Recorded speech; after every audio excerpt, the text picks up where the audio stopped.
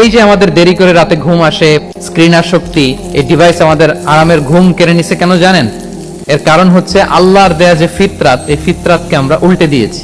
আল্লাহর দেয়া ফিতরাতকে যখন আমরা চেঞ্জ করেছি, আমাদের জীবন থেকে বারাকা উঠে গিয়েছে। ফজরের পরে আজকে থেকে কোনো ঘুম চলবে। এই সময়টাতে অনেক বারাকা আছে। অনেকে ফজরের এই বরকতময় সময়টা তারা ঘুমাতে ঘুমাতে মিস করে। এর কারণ দেরিতে ঘুমোতে যাওয়া, আগে আগে ঘুমানোর অভ্যাস করতে হবে, কিন্তু আগে তো ঘুম আসে না। এই যে ডিভাইস আমাদেরকে ঘুমাতে দেয় না। আল্লাহ তাআলা রাতকে বানিয়েছেন ঘুমের জন্য। ওয়াজআলনা লাইলা লিবাসা, লিবাস মানে আবরণ। আমি রাতকে বানিয়েছি পোশাকের মতো আবরণ করে, যে আবরণ রাত্রিবেলা নিঝুম নিস্তব্ধ অন্ধকার দিয়ে ছেয়ে দেয়। ফলে মেলাটিন নামে একটা হরমোন নিঃসরিত হয়, আমাদের ঘুম ঘুম ভাব আসে। ঘুমের জন্য আল্লাহ তৈরি করেছেন রাতকে। আমাদের শান্তির ঘুম কেড়ে নিছে এই ডিভাইস। আল্লাহর দেয়া ফিতরাতকে যখন আমরা চেঞ্জ করেছি, আমাদের জীবন থেকে বারাকা উঠে গিয়েছে। ফিতরাত শব্দটার সাথে আপনাদের পরিচয় আছে? একটা মানুষের যে ক্যারেক্টারিস্টিক্স, যে ইননেট স্বভাব দিয়ে আল্লাহ তাআলা তৈরি করেছেন, নেচার, এটাকে আরবিতে বলে ফিতরা।